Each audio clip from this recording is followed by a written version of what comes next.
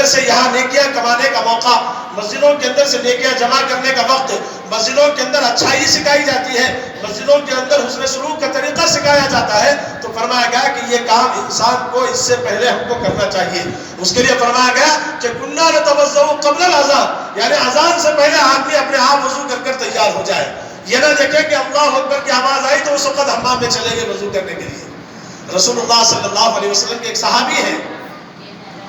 نابینا صحابی ہے، اللہ کے نبی صلی اللہ علیہ وسلم سے فرمایا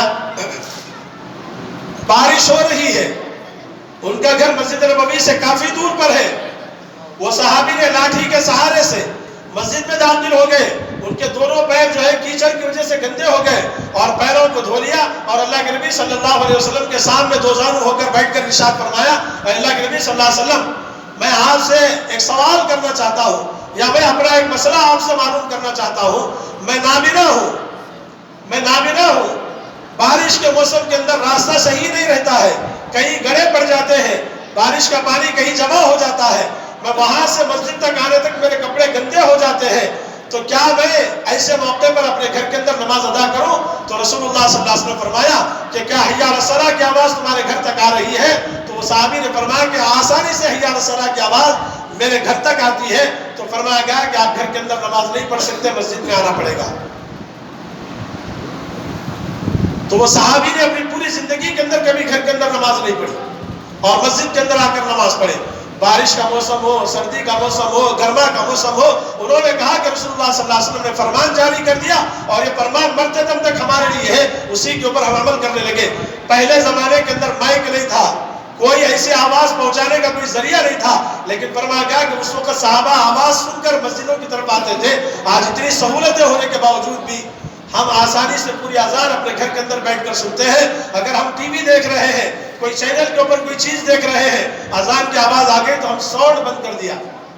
ساؤنڈ کم کر دیا، لیکن ہماری نظر برابر اسی ٹی وی کی اسکرین کے اوپر ہے۔ ہم ٹی وی کو بند کرنا نہیں چاہتے ہیں، ہمیں چاہیے تو یہ تھا کہ اذان کی آواز شروع ہو گئی تو اس کو پورے طور پر بند کرتے اور ہم اٹھ کر بیٹھ جاتے، اور جب تک کہ اذان ہوتی اس اذان کا ایک ایک لفظ کے اوپر ایک ایک جواب دے دیتے، تو یہ انسان کی انسانیت کو سکھانے کا درس وہاں سے ملتا ہے۔ ہم نے یہ نہیں کیا، نہ ہم کیے نہ ہماری اولاد کو ہم نے سکھایا، ہم نے کبھی اس طرف توجہ نہیں دیا اور سمجھا کہ یہ تو چھوٹا مسئلہ ہے،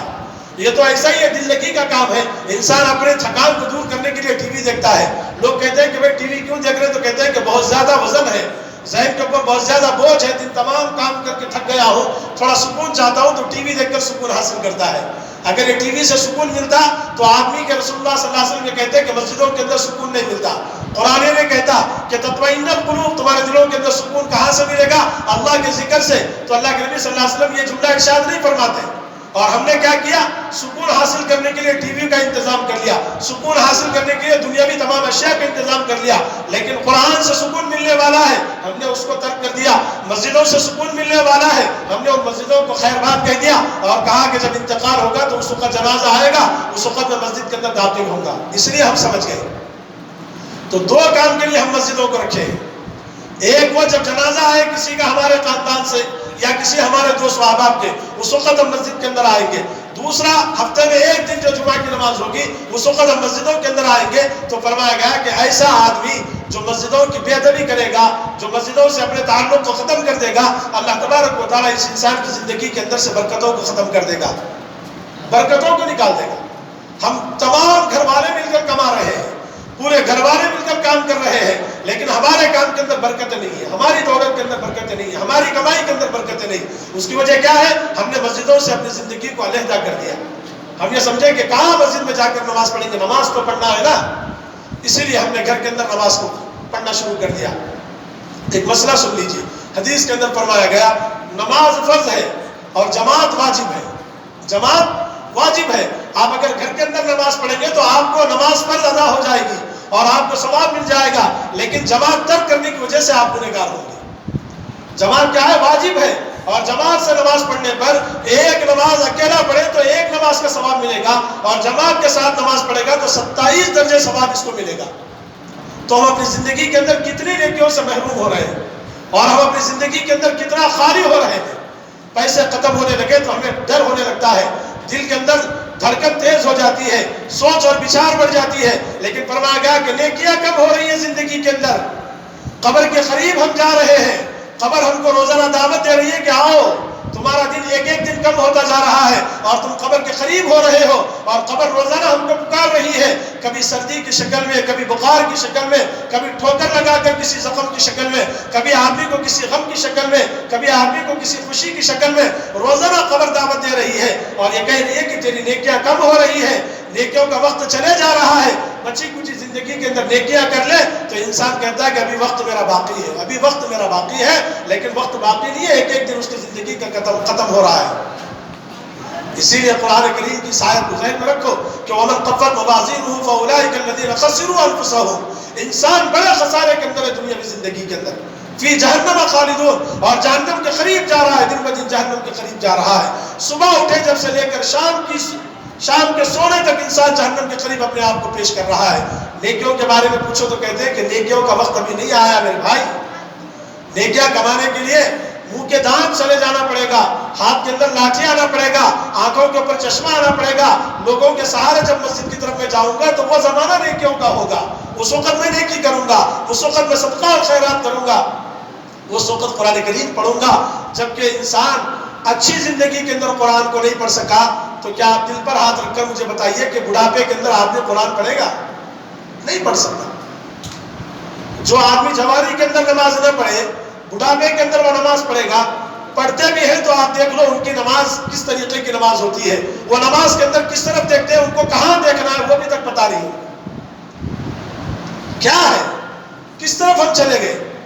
ہم کو نہ وضو معلوم ہے، پوری جوانی ہم نے کام و کاج کے اندر گزار دی، پوری جوانی دنیا کے اندر مشغول رہے، نہ ہم نے وضو سیکھا، نہ ہم نے نماز سیکھی، نہ ہم نے مسجد میں جانے کا طریقہ سیکھا، نہ ہم نے مسجد میں بیٹھنے کا طریقہ سیکھا، نہ ہم نے مساجد کے اندر نماز پڑھنے والوں سے گفتگو کرنے کا طریقہ سیکھا، نہ ہم نے کسی اور خادم سے گفتگو کرنے کا طریقہ سیکھا، کچھ نہیں۔ جنگل کے اندر تھے، جنگلی جانور بن کر آئے، جب انسانیت کے اندر تو دیکھا کہ پورے کے پورے جنگلی جانور ہیں، اسی لیے اسی طریقے کو اپنی زندگی کے اندر اپنا لیا۔ دنیاوی زندگی ایک ایک لمحہ بڑا قیمتی ہے۔ علامہ بن نوری رحمۃ اللہ علیہ، مولانا احمد لاہوری رحمۃ اللہ علیہ کا دوسرا نام علامہ بن نوری رحمۃ اللہ علیہ، بڑے مفسر گزرے ہیں، انہوں نے اپنے قرآن کی تفسیر کے اندر لکھا ہے کہ ایک زمانہ ایسا آئے گا کہ اگر اللہ تبارک و تعالیٰ کسی فرشتے کو آسمان سے بھیج دے دنیا کے اندر، کسی ایک فرشتے کو آسمان سے بھیج دے انسانی شکل کے اندر، تو وہ فرشتہ انسانی شکل کے اندر ایک لمحہ بھی زمین پر رہنے کے لیے تیار نہیں ہوگا، ایک لمحہ۔ علامہ بن نوری رحمۃ اللہ علیہ سے ان کے شاگردوں نے سوال کیا کہ کیا بات ہے، کیوں نہیں رہے گا، سب چیزیں اس کے لیے یہاں پر میسر ہو جاتی ہے، تو فرمایا گیا کہ وہ فرشتہ انسانی شکل میں آئے گا، جب یہ دنیاوی انسانوں کو دیکھے تو یہ انسان نہیں ہوں گے، خنزیر کی شکل میں، کتے کی شکل میں، بلیوں کی شکل میں انسانوں کی زندگی رہے گی۔ یہ دیکھ کر وہ فرشتہ اللہ سے کہے گا کہ مولا مجھے انسانی شکل کے اندر دنیا میں مت بھیج، مجھے آسمان ہی پر رکھ۔ یہ حال ہے۔ مساجد کا ادب احترام ہم اپنی زندگی کے آخری وقت میں کرنا چاہیں گے۔ مساجد روزانہ ہم کو دعوت دے رہی ہے۔ میں نے آپ کو اس سے پہلے بتایا تھا کہ جہاں مسجد بنتی ہے وہاں ہر آدمی اپنے طرف سے کچھ نہ کچھ پیسہ لگا دیتا ہے، کچھ نہ کچھ کام کر دیتا ہے، کسی نے 100 روپے دے دیا، کسی نے 200 دے دیا، کسی نے 1 تھیلا سیمنٹ دے دی، کسی نے 1 لاری اینٹ دے دی، کسی نے 1 ریتی کی لاری دے دی۔ مختلف آدمی اپنے اپنے حیثیت کے مطابق کچھ نہ کچھ دیتے ہیں، لیکن دینے کے بعد ثواب تو جاری ہو جائے گا، ثواب آپ کے نامہ اعمال میں لکھا جائے گا، شروع ہو گیا ثواب۔ لیکن فرمایا گیا کہ دینا، اور مسجد بن گئی، لیکن ایک دن بھی اگر آپ مسجد میں نہ آئے یا ایک وقت بھی آپ نماز نہ پڑھے، وہ آپ کا پورا دینا آپ کے لیے وبال جان بن جائے گا، وبال جان بن جائے گا۔ کیوں وبال جان بن جائے گا؟ اس وجہ سے کہ آپ نے بڑی محنت کے ساتھ اس مسجد کو کھڑی کر دیا اور بڑی محنت کے ساتھ اس مسجد کو تعمیر کر دیا، لیکن آپ سے پوچھا گیا کہ آپ کیوں نہیں جا رہے؟ نہیں، میری طبیعت ٹھیک نہیں ہے، میں گھر کے اندر نماز پڑھتا ہوں۔ کتنے دن تک طبیعت ٹھیک نہیں؟ کیا پوری زندگی طبیعت ٹھیک نہیں؟ کیا مسجد سے آپ کے جسم کے اندر انرجی پیدا ہو رہی ہے؟ کیا مساجد کا نام سنتے ہیں آپ کے اندر بیماری پیدا ہو جاتی ہے؟ یہ یاد رکھیے، جتنا ثواب ہے اتنا عذاب بھی ہے۔ اسی لیے فرمایا گیا کہ ہم کو مساجد کی طرف آنے جانے والا اللہ تبارک و تعالیٰ شامل فرمائے، اور ہم سب کو مسجدوں کے اندر بیٹھنے، زیادہ سے زیادہ وقت مسجد کے اندر گزارنے کی ہم سب کو اللہ تبارک و تعالیٰ توفیق نصیب فرمائے۔ یہ اتنا یاد رکھ لیجئے کہ یہ جو مساجد ہے یہ مساجد اللہ کا گھر ہے، کسی کا گھر نہیں ہے، کوئی اس کے اوپر حاوی اور قابض نہیں ہو سکتا ہے، یہ اللہ ہی کا گھر ہے اور قیامت تک اللہ ہی کا گھر رہے گا۔ لیکن فرمایا گیا کہ اس کو بنانے میں، اس کے کام و کاج کے اندر، اس کے مسائل کو حل کرنے کے لیے جو ذمہ دار ہوتے ہیں، وہ ذمہ دار بھی یہ سوچنا چاہیے اور یہ فکر کرنا چاہیے، اللہ نے مجھے اس کے گھر کے لیے منتخب کر لیا، اللہ نے مجھے اس کے گھر کے کام کے لیے منتخب کر لیا۔ وہ آدمی کبھی یہ نہیں کہنا چاہیے کہ میں اس کی خدمت کر رہا ہوں، یہ نہیں کہنا چاہیے، یہ کہنا چاہیے اللہ نے مجھ جیسے کو اس کی خدمت کے لیے چن لیا ہے، یہ سمجھ کر آدمی خدمت کرے تو اس کا ایک ایک عمل اللہ کی نظر میں ہزاروں گنا ثواب سے بھرا ہوا رہے گا، ہزاروں گنا ثواب سے بھرا ہوا رہے گا۔ یہ خدمت کرنا بھی بہت بڑا کام ہے۔ تو اسی لیے قرآن کریم کی جو آیت میں نے آپ کے سامنے پڑھی اور جو حدیث میں نے پڑھی کہ اذا نظرت الی الجسد، اور جب ہم اپنے جسم کے ساتھ مسجد میں داخل ہو اور اپنے دل کے ساتھ مسجد میں داخل ہو تو خالص اللہ کی عبادت کے لیے داخل ہونا چاہیے، قرآن کی تلاوت کرنے کے لیے داخل ہونا چاہیے، ذکر کرنے کے لیے داخل ہونا چاہیے، سکون حاصل کرنے کے لیے داخل ہونا چاہیے، یہ سمجھ کر داخل ہونا چاہیے کہ اللہ نے مجھے مسجد میں بیٹھنے کا موقع نصیب فرمایا، اللہ نے مجھے مسجد کے اندر جانے کا موقع نصیب فرمایا، اللہ نے مجھے چن کر یہاں پر بھیجا ہے۔ تو یہ ہمارے لیے بڑی قیمتی چیز ہے اور بڑی خوش قسمتی کی بات ہے کہ اللہ نے ہم کو یہاں وقت سے پہلے جانے اور بیٹھنے کی توفیق عطا فرمائی۔ تو ان سب باتوں کا خلاصہ یہ ہے کہ ہم اپنی اولاد کو مسجدوں میں آنے جانے والا بنائیں، ہم اپنی اولاد کو گھر کے اندر تاکید کریں، دنیا کی ہر چیز اپنی اولاد کو دلاؤ، دنیا کا ہر ان کے خواہش کے مطابق ان کو ہر چیز دے دو، لیکن کہنا کہ بیٹے تم ہر وقت مسجد کے اندر نماز کے لیے پابندی سے جانا، ہر وقت مسجد کے اندر جانا، کبھی اس مسجد میں کبھی اس مسجد میں، لیکن نماز کبھی نہیں چھوڑنا۔ یہ اس وجہ سے کہ جب اگر ہم اپنی زندگی کے اندر اپنی اولاد کو مسجد میں آتا جاتا دیکھیں گے تو یہ یقین رکھیں کہ مرنے کے بعد بھی آپ کو یقین ہوگا کہ میرے بچے مسجد کے اندر جا کر نماز پڑھ رہے ہیں۔ والد کی زندگی کے اندر اگر بچے نماز کے لیے جائیں، والد کے موت کے بعد والد قبر کے اندر ہوں گے تو اس نماز کا ایک ایک حصہ اللہ تبارک و تعالیٰ اس والد کے ثواب کے اندر لکھ دے گا۔ تو یہ کام ہم کو کرنا چاہیے، اپنی اولاد کو مساجد کی طرف بھیجنا اور ان کو مسجدوں میں نماز پڑھنے کی تاکید کرنا اور تلقین کرنا، کبھی کبھی محبت کے ساتھ، بہت زیادہ محبت کے ساتھ یہ کہنا کہ جو چاہے تم مجھ سے مانگ لو میں دے دوں گا، لیکن نماز ترک نہیں کرنا، نماز کبھی چھوڑنا نہیں، اور ان بچوں سے یہ کہنا کہ تم نماز پڑھ لیا کرو، سب اللہ تبارک و تعالیٰ تمہارے حوالے کر دے گا، سب دے دے گا، سب دے دے گا۔ فرید الدین شکرگنج رحمۃ اللہ علیہ کا مشہور واقعہ معلوم ہے نہیں، ان کی والدہ جانماز کے نیچے شکر کی پوڑیاں رکھتی تھی، تو ایک دن وہ کسی کام کے لیے باہر چلے گئی، آپ بچہ مدرسے سے آ گیا، اب شکر کی پوڑیاں تو نہیں ہے، اب کیا حال ہوگا، لیکن فرمایا گیا کہ جب فرید الدین شکرگنج رحمۃ اللہ علیہ نماز پڑھ لیے اور جب جانماز پلٹی تو دیکھا گیا کہ پھر وہاں شکر کی پوڑیاں رکھی ہوئی ہیں۔ اللہ نے ایک شوق کے مطابق اس ماں کی بات کو جھوٹ نہ ہو، اللہ نے اس ماں کی بھی لاج رکھ لی اور اس بچے کے دل کے اندر وہ چیز جو نماز کی شوقت ہوتا ہے اور جو نماز کا مشغلہ ہوتا ہے اور جو نماز سے جو چیز اللہ سے تعلق کو جوڑتی ہے، وہ چیز اس بچے کے اندر اللہ نے پیدا کر دی۔ تو یہ کام کریں گے نہیں کریں گے؟ کریں گے، آخر وقت میں کریں گے، ابھی سے کریں گے، ابھی سے کریں گے۔